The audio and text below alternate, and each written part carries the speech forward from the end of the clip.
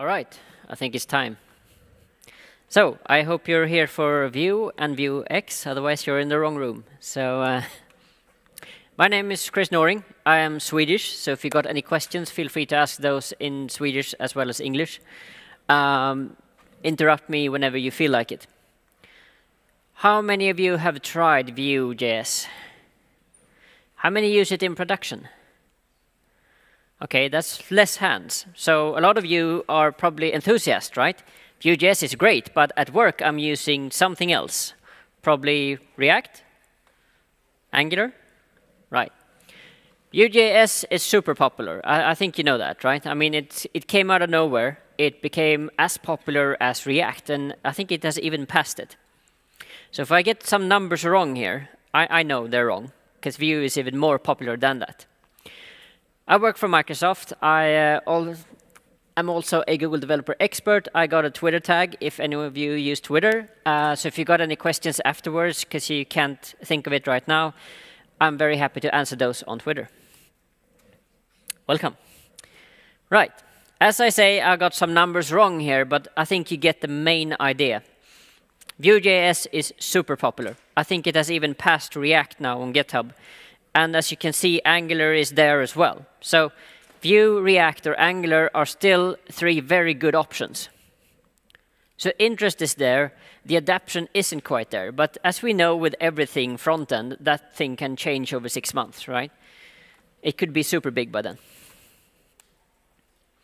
So let's talk about the basics. I saw roughly around 5 or 10 hands that tested Vue.js, so I guess the rest of you wants to know what this is about. How hard is this? And why should I care? In my book, I have a history of going from AngularJS to Angular 2 to trying out React and Vue, because I think it's important to have somewhat of a grasp of everything, right? From then on, I can choose whatever hammer I'm using to whatever nail. Am I right? We should always be in a situation where we're kind of educated. No one's asking us to be an expert. So let's talk about the basics. Let's start with a DOM. Now, so this kind of shows the simplicity of Vue, especially when you're new, especially when you're trying it out for the first time. As you can see above here, we're looking at a body tag and a div. And this div has an ID property in it with an app. We have seen this before if we tried out React or whatever other framework we have. But just like when we were trying out AngularJS, if we ever tried that, we could just start with Vue with a simple script tag, right? This simple script tag enables us to leverage Vue, and let's see some code based on that. So this is what we need for a bare minimum Hello World application. We just need to instantiate the Vue object, and we need to provide that constructor with some kind of configuration. So that configuration needs to have the element, that's the first property. That's the element in the former HTML page I was showing you whose content we're going to replace, right? So we are targeting a specific element in the DOM and say you are going to be the Vue application. After that, we give it a data property. Now, so the data property simply means this is the data that you have access to, and you can render that inside of your HTML template. That's not much to look at, but we are up and running, and we feel that we have a Vue application. This is important for me, at least, when I'm starting out anything. I just want stuff to run, right? I don't want to have to do a lot of Webpack config or whatever it is. I want an easy start. If I want to configure later, if I want to do it more advanced later, fine. But it should be easy for me to start. So what did we do, just in retrospect here? We instantiated a component by instantiating the Vue, and we provided it with an object definition, and then we used interpolation, the curly braces, to show our data, right? That wasn't much to look at, but that's the bare minimum, and that's up and running.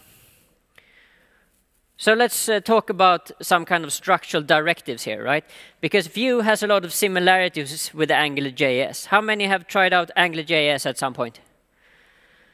A lot of you is going to understand what I'm saying right now, which is good, right? Vue is different, but it's still similar. So you can use a lot of that knowledge to say, I recognize this. My brain is actually not that old. So we have structured directives. We have these instructions in Vue that we put inside the template that enables us to use Boolean logic, and it enables us to use things like v4 and just render out a list. We recognize this. So inside the Vue now, we go back to the data property, and we this time give it an items inside of that data and say items is of type list. I think we see where this one is going, but let's follow this thought. So simply by inside of our template do a v4, we can simply say, yeah, okay, repeat this list, item in items, and off you go, right? This is not really that complicated. And for now, we have this mental model. Okay, is there an actual difference to Angular? Angular 1, right? So conditional rendering.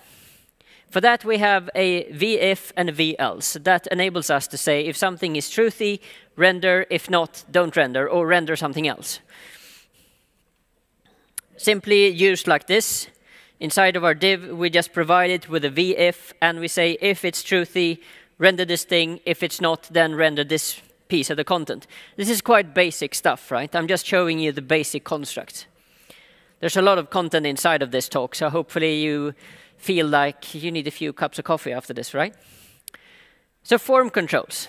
There is no application alive, I think, that doesn't contain some kind of form, some kind of data collection. If I'm not showing you that, I'm not actually showing you anything valuable. So let's talk about input elements. Input elements is the way that we collect data, right? Especially if they're of type text, or radio button, or checkboxes.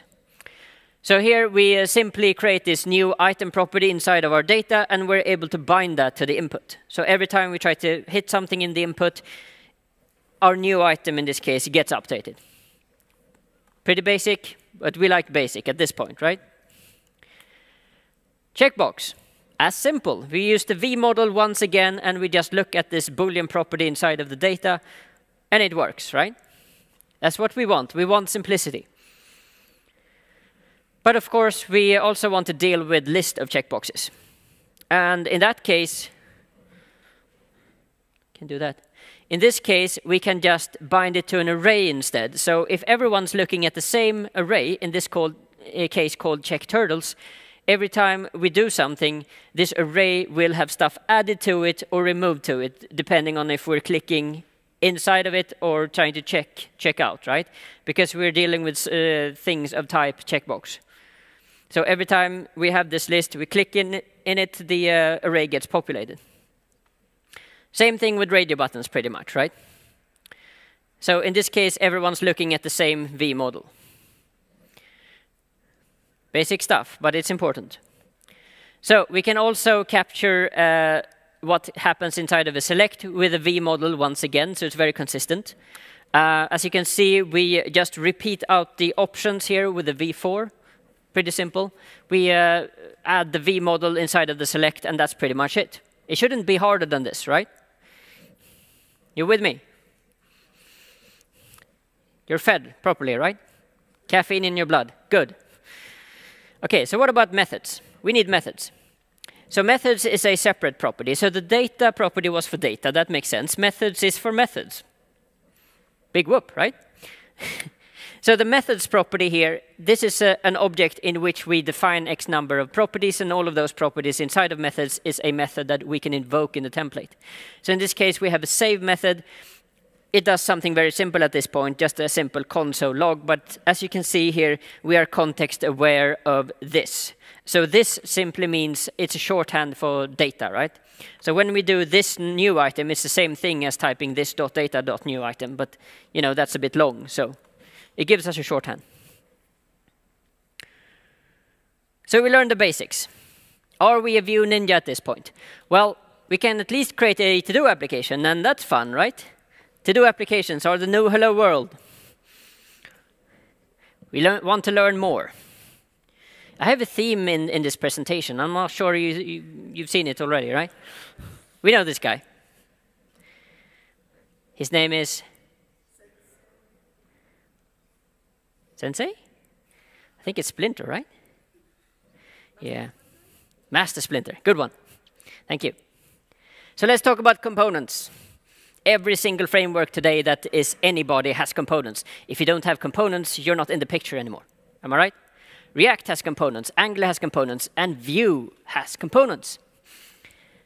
OK, there are different ways of creating components. I'm going to show you the first version, the first flavor. This is creating a global component. There is another type of component that we create using the CLI. I will show that too. So first off, we use the view, the global view, and call component. And inside of there, we give it 2 arguments, one being the component name. The other one is the component definition. So the component definition looks very, very similar to the Vue app we were creating before. So that thing is going to have a data property and a methods property and so on. And let's have a look at an example. So here we have a Vue component. It has a name product.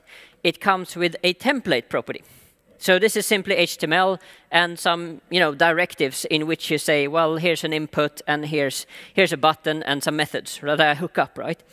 And then I got the data property, which contains my data, big surprise, and methods. There isn't much to this, but this is the basic structure. So template, data, and methods. Those are the most common ones that you're going to keep on using over and over again. OK. I've held a similar talk once before, and I called this the babushka model. I'm very sorry for being wrong. It's called the matrushka model. A lot of Russians know this, and they told me on YouTube. That's fun, right? I learn stuff every day. So this is a Russian doll, pretty much, right? I mean, this is every application that you create out there. You're never going to have one component. You're going to have a component within a component within a component till you're out of air. That's your application. So let's look at a component within a component, just one step. So here we have a parent. We have a child. And inside of the parent, we have a child, just like a kangaroo, right? So as you can see here inside of the parent at the top, we are rendering the child component. And yeah, the child component is pretty simple. It just renders out some static text.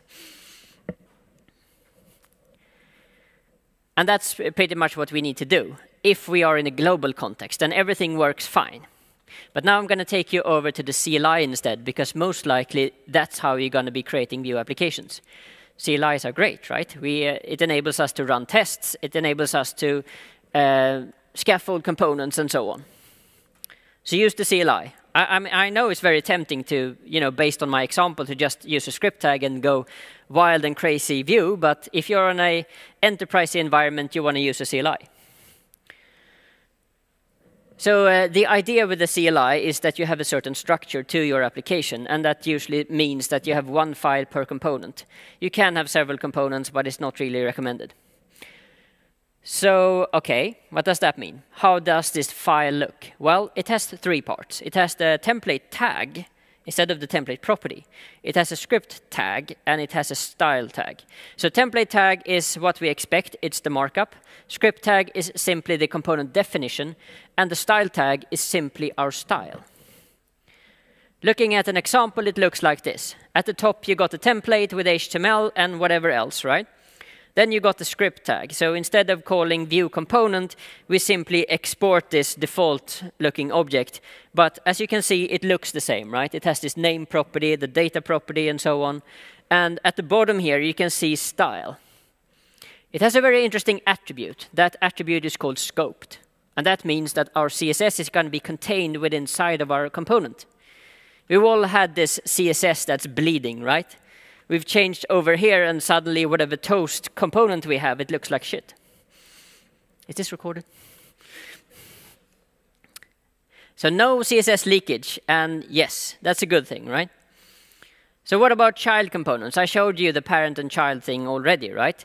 But there is a little addition that you need to do inside of the CLI to still make that work. And that's what I said, it's a tiny bit different, but not a lot. So what you need to do to use a child component inside the CLI is to import it, firstly, right? So once you imported that child component that you want to use inside of the parent, you need to tell the parent about it. So you need to register it with the parent and say, you know what this is, so you know how this should be rendered. So it looks like this. We're inside of the parent component. First thing we do here at the top is to import the child component. And then we got a property inside of the component definition called components. This is where we tell the parent that you know what this child is, render it for me, please. then we're free to use it. Then this will actually work. When we have this test, which is the child component, and we just said it, right? If we don't do this correctly, then we just have a test thing inside of our browser, and we're not very happy about it. OK, input and output. There's never going to be a component ever that's not going to be relying on inputs and outputs, right? Most of the components we create is going to have input in form of data and output in the form of events, right? They bubble upwards. So this is the way we do it. We use a structural directive called vbind. That's the long version. There is a shorthand version of writing vbind, so you don't have to actually type that many characters. But for now, we're going to use the long one. So vbind. Vbind simply means that here's an input property, and above you can see the component that I'm defining, and what it says inside of a props is what input property I have. So props here say, I have an input property called item, which means that someone can bind to this item, and once I get an item, then inside of the template here, I can write item.name. And that's how I go from input property to actually showing it.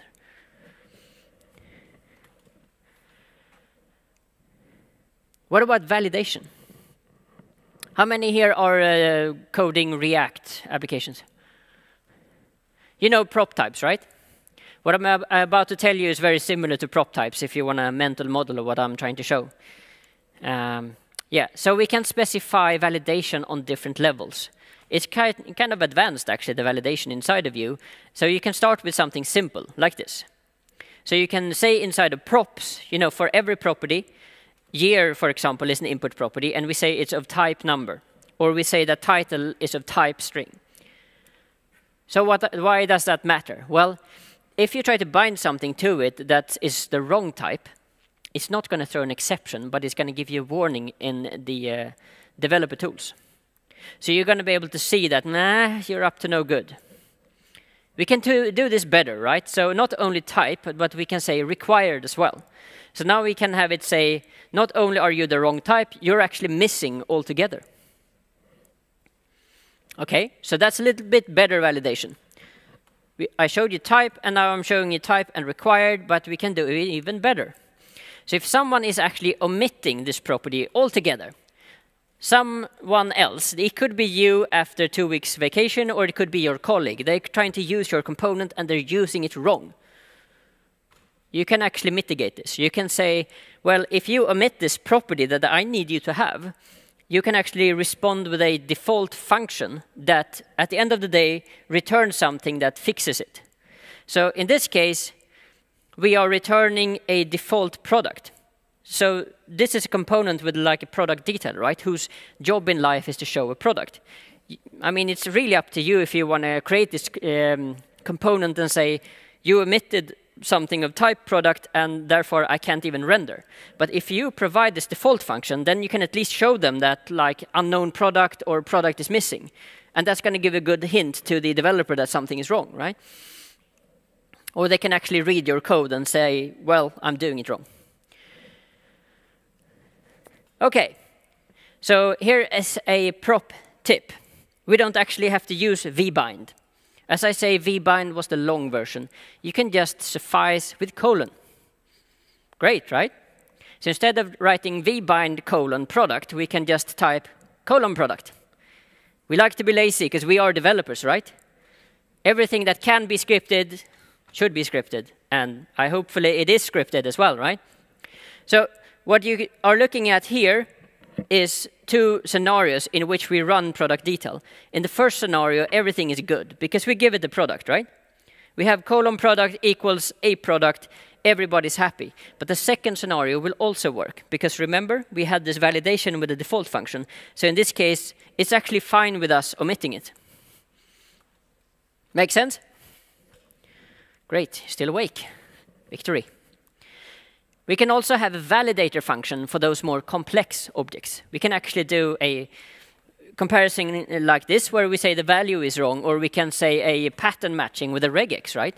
So we can take this as far as we need to, because sometimes we've got a very complex type coming in, and we just need to give it a validator function.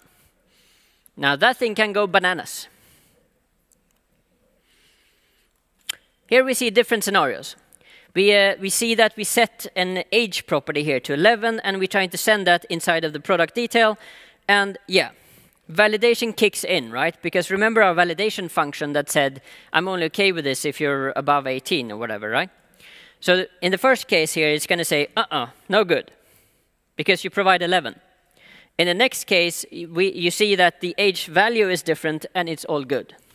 So that's how you can test it, that it works. What about output? Well, let's start by talking about the parent. So here we have a parent component, and inside of its template, it pretty much just only renders the product detail component, and that thing has a property on it of type product. And as you can see here inside of data, that we have a product that is there. Okay, we also have a method called handle save. Now I've shown you a bit shortcut here. I'm not sure whether I said that, but normally when you bind events, you use the v on. But as with everything else in Vue, you can write it shorter. As we did with vbind, we could do like a colon, right? Same thing with v on and events. We can just do @save instead of v on save. So you're going to see a lot of Vue code out there who's just using these shorthands, and so that's why I wanted to show you both, so you can actually read the code, right? Okay. So we're taking the function from the parent and providing it to the child, which means that we expect the child at some point in its lifetime to invoke this method that we provided on save. So the child component here. Child component says, okay. I have a props of type item. I think it should be product. I'm mistyping this, but you get the idea, right? We have an input property that we recognize in the form of props, but we also have something very interesting happen when we invoke the button, right? We click the button, and we use the v on click, but instead of just invoking that method, it looks a bit different, but it looks the same whenever you try to invoke any kind of method. So what we're calling is $emit. And then we say $emit save, which is the name of the property that the method has. But we also give it a second argument, which is the payload. So not only do we invoke save, but we say, here's some data for you as well. And this is going to be invoked, which means that it's going to go back to the parent, and the parent's going to say, aha, I was invoked. Oh, here's some data too. So when this returns back to the parent have the ability to look at this some data and do something with it. This is a very common scenario. Our common scenario is that we have a product that we try to edit locally. So usually we have a scenario that starts out with a product list, right? We have X number of products listed in a list. We have probably selected one of those products, and we opt on trying to edit a specific product. It's a very common scenario, right? A typical to-do list. So imagine that you've mistyped something in that to-do list. You want to go to an item and say, well, I want to change your name, and then I want to press save, and there's probably some backend call in there, right? It goes to the database and say, persist this. So that's the scenario we have. But it also means one other thing. So normally with JavaScript, everything is references, right? So when we pass a reference to that product, we don't want that product to change all the time while we're editing, so we want to disconnect. Right? If we're inside of a product detail and try to change the title or description or whatever we're changing, we want to disconnect. We don't want to tell the parent until we're done. Only then. So here's the parent, right? As I say, the scenario is to have a product list. Inside of that product list, we have the ability to select a product in that product list, but we also have some kind of product detail component who's going to show the selected product. That makes sense, right? A list and some kind of detail view. So I select something in the list, the detail view is being populated.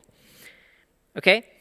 So as you can see, the select method in this code is that we select the product, and that means that the property selected product gets set, and the product detail should hopefully render the right product, right? Yes, and we also see that we have a save method that we are yet to use, but the save method is something that we're going to pass to the child, the product detail. We can actually see that inside of the product detail here in the template, right?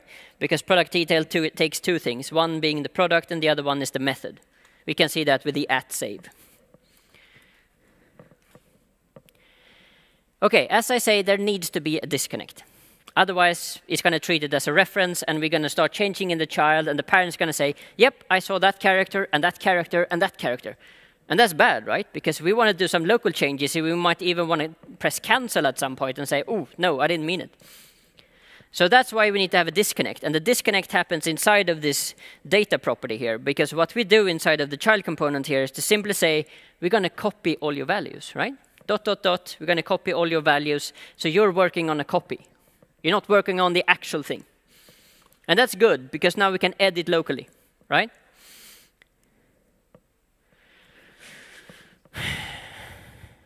We have a turtle here who's sad. He's trying to do a no selection. It doesn't work.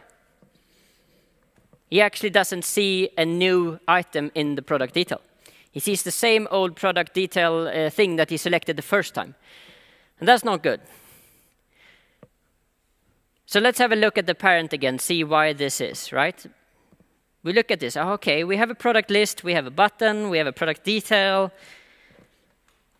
So our conclusion here is that we need some kind of listener. We need some kind of listener that say we actually have a change that happened, right? When we select a product and then opt to select another product, we have some kind of change, right? We need to listen to a change. So we can use a watch property inside of our child component. So the watch property simply say, well, you know this input property. If it changes, then you should do something. So the watch property says that if you do the first selection of your product, then the watch is going to say, something new here, let's copy those values, right, and show that in the product detail. Next time you do a selection, the watch is going to be triggered again, and then it's going to say, new product. Guys, we have something to do. We need to copy this product again, and then we show it. So that's how we fix the problem. And that's how we have these guys dancing, right? So don't forget about the watch property when you have a scenario like this. That's what I'm saying. We feel more ready than ever, right? We had a little more advanced scenario, even though it was a common scenario, and we think we kind of get all the basics of Vue. But there is more. There's always more. Because, well, even though we call it a single-page application, you don't want one page, right? You want more than one page. But not a server-side rendered page. That's the difference, right? We still have some router. So we're going to talk about routing. So routing in Vue is very, very simple. It's as simple as it should be. There are frameworks out there, no frameworks mentioned, but routers have been in different versions, and they have been less good. I think a lot of big frameworks right now are guilty of that. So what do we need for the routing to work? We need to define a routes array, right? We need some kind of dictionary that says, well, products should be handled by product component, about should be handled by about component, a product details route should be handled by product detail. You get the idea, right? We also need to define a viewport, that place inside of our template that's going to be switched. And lastly, we need to tell the Vue application about this. Here's your routes, put them inside of there and make them work. I don't care how, but make them work. So we define our routes array like this, and as you see, we got X number of entries, one for each path that we want to support. So path products is being rendered by products component, treasure path is being handled by the treasure component, and so on. Pretty simple stuff. But as I say, we need to take these routes and give them to a Vue router. So once the Vue router has it, the Vue router is set up, but we haven't told the Vue application yet. So that's the last step we need to do in the config. Yes, we need to talk about viewports. That place in the template that actually gets switched out. So here you see a viewport, right? The router outlet element, what we say, we have a template, this part of the application should be switched. The other parts are static. So typical static areas are menus, right, and footers. And we got something in the middle that just is being replaced. That's how we usually approach this. So how do we navigate? We need to define some kind of link, right? We have the element router link to help us with that when we simply populate the to property with a path. Here we say, click on me, and I'm going to handle this to make it sure it looks good in the browser. So that's how we navigate with an element. What about wildcards, right? I mean, when I'm saying wildcards, what do I mean? I mean, typically, we have this product list, right? We have clicked a certain product. We want a separate route for the product detail. That's what I mean by wildcard. And when I say wildcard, I mean I don't know beforehand what the ID property has going to have for value. So I'm doing like a pattern matching that says, regardless if you do product/1 or product/144, it's the same pattern, right? So for that reason, I add a wildcard, and you can easily see it's a wildcard by the colon ID. And as you can see, it's being handled by a product detail. So how do we access that? First off, the wildcard I created here is going to match a pattern, right? It's not going to match exactly product. But products 11, products 114, products 10,000 should all be matched. OK, so looking at this, we can easily access the parameter, right? We want to access this parameter because most likely we need to go to backend, some kind of endpoint that says, well, you know this product with ID 1, go to the database and get some more details. That's usually the scenario we have, right? Because we want to know title and description and a lot of other meta information. In this case, we have a static products list, but most likely you have some kind of AJAX call here, right? Going to the endpoint and say, find me this product. So that's how you would handle that by $router.params.id. That's how you access it. What about query parameters? Let's talk about why we have query parameters, right? Because we talked about router parameters first. So query parameters is everything that happens after the question mark. And those are usually used to filter data collection. We say that, well, if I actually do select star from products, I might be in for a very painful ride. And why? Because that data set might be enormous.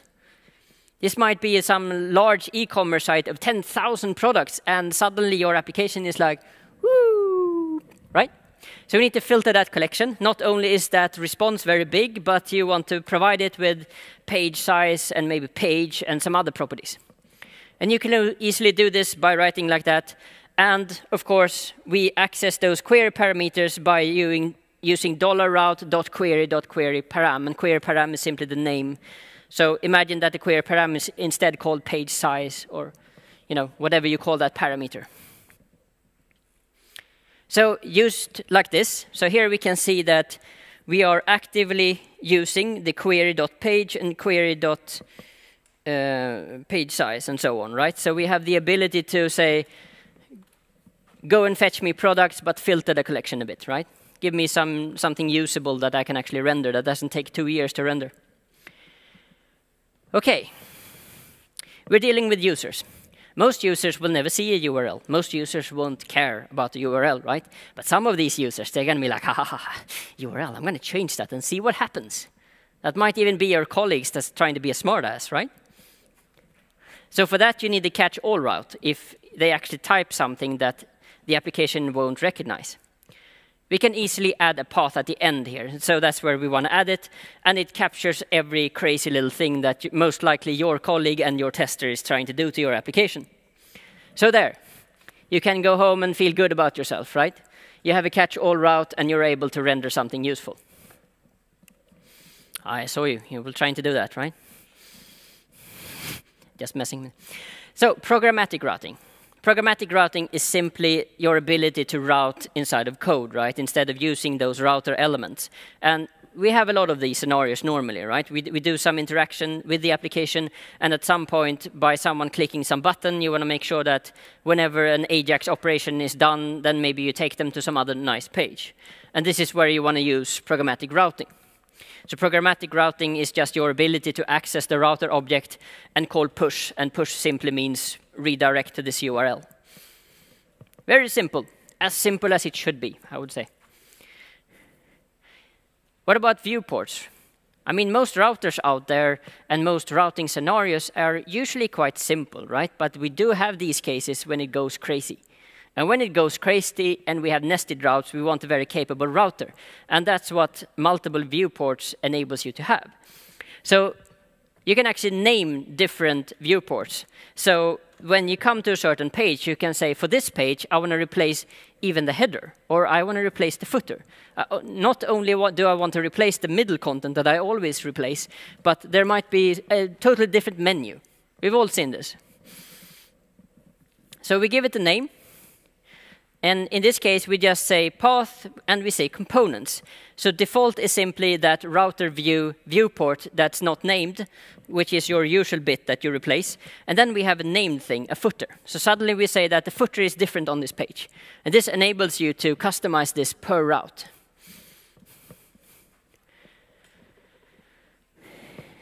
You feel him? There is more. All right.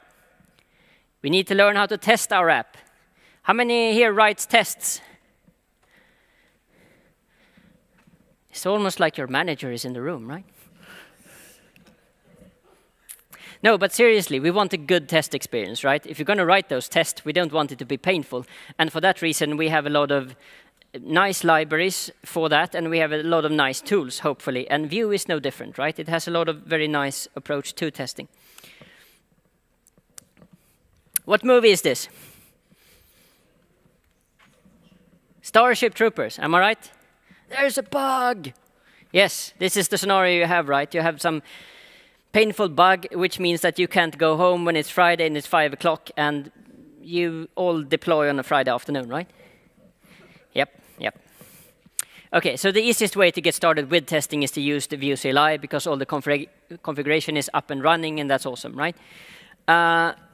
There are different ways of doing testing right now. If you've been living on Twitter like me, you will see that a lot of people right now are saying, we don't like unit testing. They're horrible, and they only test internals, and the internals is going to change. So if you're in that camp, maybe you are going to like end-to-end testing. So end-to-end testing comes with support for both Cypress and Nightwatch. So both of these frameworks have the ability to help you with those kind of external testing, right? We're only testing what we see. If you're the person whose manager, or maybe you, say that, well, I want to unit test everything, then we got Karma, Chai, or Jest for you. Depends on you. So how do we do a unit test? Well, there are some steps to follow, but it's always the same steps. The first thing we do is to get a constructor reference to our component. We instantiate that component, and then we call mount. After we called mount, we try to find our element. Once we found our element, we try to assert on what we're looking at. Okay, there are a few steps. What does he mean? Let's have a look at the test. As I say, the first thing we do here is to get a constructor reference, right? We talk to Vue and say, well, you know this test component that I wrote. Can you give me a constructor? Once I have my constructor, I can just new it up. Once I node it up, I can call mount, and we are kind of ready for business, right?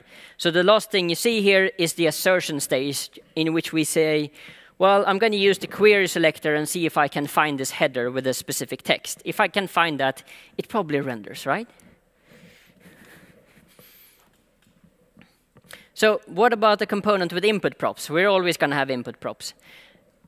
Imagine that the component looks like this. It has a title, it has some input props, and yeah, we want to be able to create this component with that data, right? We want to be able to emulate the fact that this user is using it for real. And the test here adds an object to the constructor for our object here. So first we get the constructor reference to our component. Once we have that, we can, by populating props data, we can just give it input parameters, right? Whatever parameters we have, here they are, and it gets rendered inside the component. And yes, the assertion state lastly makes sure that everything is rendered correctly.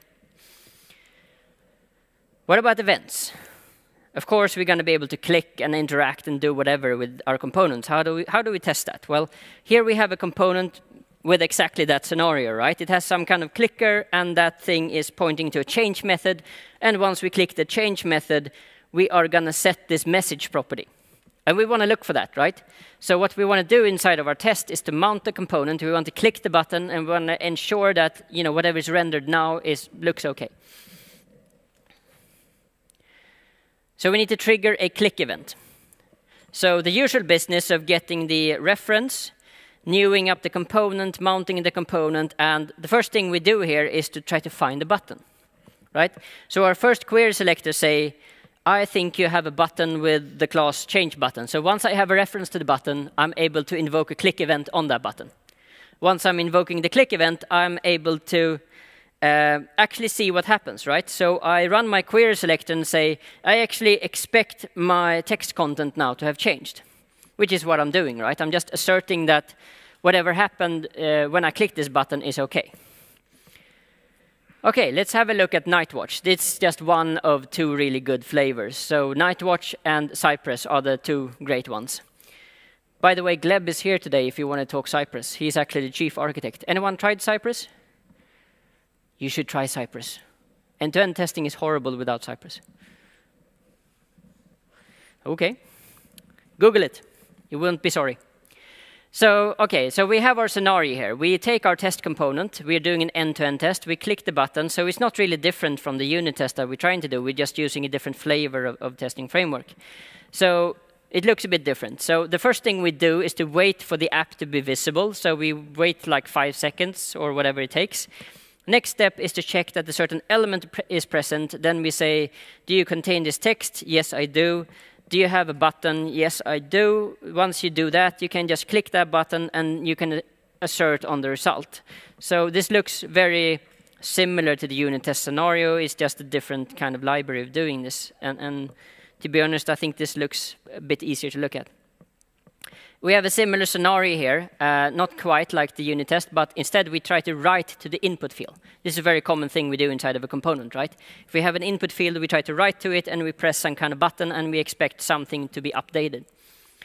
This is a great test, especially if you got some kind of AJAX that happens, right? It hits some kind of endpoint, and that endpoint say, well, send this back, and that thing gets to populate your component.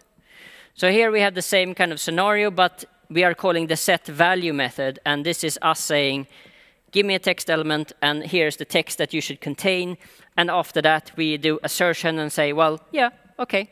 You seem to contain what you're supposed to contain. There's a very good book on this topic that's going to go deeper on testing. It's written by a guy called Ed. Has anyone been to a Vue conference? There's a very good conference that goes on in London every year, pretty much, and Ed is usually one of the speakers. He has a very good book on testing with Vue. So, super exciting, right? We love tests. Woohoo! Is this you? I think you're still awake. I must be doing something wrong. OK. So you're probably here to talk about state management, right? I mean, if you're here as Vue developers, you already know all this. It's like yada, yada, yada. OK, now the good parts. Let's talk about state management and what we do with state management. So state management normally is about data flow, right? It's about having a single source of truth. That's what we're achieving. It's usually where we put all the global data. That's the point of having any kind of Redux pattern. Because what we want is to make sure that the state isn't here, here, here, and we don't really know what component is correct. That's why we have it, and that's why we have Vuex. Anyone play this game? Some heads, I think. You're older than me, I think. OK, so what about the store here? We can easily, as I said before, bring in a script tag, and that script tag is going to give us the store, or Vuex. Once we have that, we are able to instantiate the store, and that's done simply by doing this. So what we give the store initially is the global object that constitutes your state, right? So here you say, I have a property count. The initial value of count is 0. So you can read from it, right? So what we need to do to read from the state and ensure that this actually shows in the component is to set up something called the computed property, and then we can show it through interpolation that we normally do. So here we have this computed property with a method count. And so the count is simply pointing to a function, and the function returns from the store. So we do store.count simply to get this value to show in the template. That's pretty simple stuff. And yeah, we can just show it like this. It works. What about changing it? Mutations. So there are different flavors of changing this, or different levels of indirection. So the simplest one is mutations, and mutations is you mutating the state. So when you invoke one of these mutation methods, what you're actually doing is to update the state somehow, right? Update, create, read, delete, whatever you're trying to do. So we can call a mutation by calling the store's commit method. This is you targeting the mutations property in the store. And so here, down here, you call store commit, right? So when you call increment here, that's the same thing as going to the mutations property, look for the increment method, and let it do its thing. So quickly back. we had the increment method here, right, inside of the store. And to invoke that thing, we just call store commit. Okay, that's great. But we can also commit with the payload. And this is you saying, like, something actually happened. Someone added a product. So here's the product too, right? Because normally you want to provide something to the state. So how do we access the payload in the store? Well, we can so inside of our mutations here, inside of add products, we actually get a parameter in which is called state. And state products is, our state, whereas the payload comes as a second argument here. So when we call the mutation, it's going to hit the right function, and the second argument is the payload. So we're going to be able to say, payload, try to persist you inside of the state. Actions. Now I'm talking about different levels of indirection, because we can be fine with just mutations, but there is such a thing called actions. So actions are simply one level up. And the reason for using those is usually asynchronous scenarios when things take time. Let's have a look at that. So we defined something called actions as well, right? So we have mutations, but we also have actions. So if we use an action, this usually means that we have an asynchronous scenario. It takes a few seconds to persist this against the backend. We get some response back. So once we're done, we're calling context commit, right? So we're not talking to the store directly here, but indirectly. So we call context commit after this has been doing its thing for X number of seconds. So calling it from a component would look something like this. So we call store dispatch. So this might look a bit confusing, right? Because I'm calling the action the same thing as the mutation. But this dispatch here is actually calling the action. And if the action takes a few seconds to finish, once it's done, then we can just call commit on the store itself, right? And we go back to that state mutation stage. So actions is just another level. Okay, so the asynchronous scenario usually looks like this with any kind of async, right? You want to set some loading state to true. You want to fetch the data. When the data comes back, you either want to set the data itself or you want to set it to an error because, the network is down or whatever. And yes, when you're done, that spinner should be hidden. So you have this scenario. You do load products. You call this commit. That's going to set our loading state. And then you do some kind of get products from the API. And once you're done with this async await, you get the actual data and you call commit with the actual products. And if something goes really, really wrong, it's going to happen in the catch. And in the catch, we call the commit with the error instead. So our state can be overcrowded. Our state can actually be a ton of properties. Could be 20, 25 properties, and you start to lose control. So at that point, we can actually split it up in different store modules. But the store modules is really just looking like a normal store. It's just that they're like child modules inside of yours. So let's say, for example, you got some product state over here and some user state over there. If you want to split it and make it easier for you or some other developer in a big project, this is an approach you could be using. And those child modules are simply like a normal store. So here we just create them just like this with a state and mutations and actions, right? You just need to make sure that there is a root store, right? That mentions these child stores. And that's actually all I got. So this was a ton of information about Vue.js, all the way from basic hello world to Vuex. I will provide you with all the slides so you can read this at probably quarter speed. So I covered components, I covered routing, I covered testing, and even Vuex. And yes, further reading, official documentation, I cannot give this one enough praise. This is very, very good. The rest of the core team is worth following, and they are mentioned here at this page. And yeah, they're awesome on Twitter and can give you a lot of tips. And yes, so this is all I had. Thank you very much for listening, and really appreciate it.